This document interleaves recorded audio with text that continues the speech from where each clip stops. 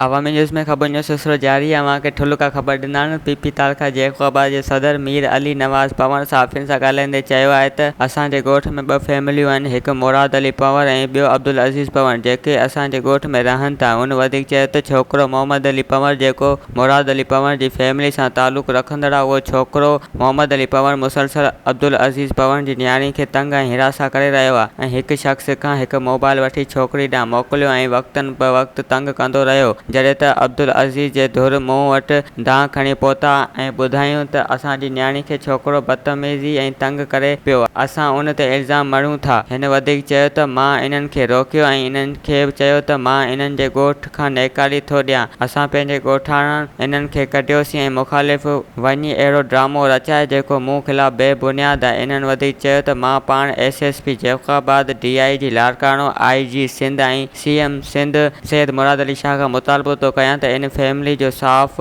Inquiry कराई वञे ऐं मूं मथां लॻायल इल्ज़ाम जो अज़ालो कयो वञे। वधीक ख़बरनि ऐं तफ़सील जे लाइ विज़िट कयो असांजी वेबसाइट awamiNewsHD.com ऐं ॾिसंदा रहो अवामी न्यूज़ HD।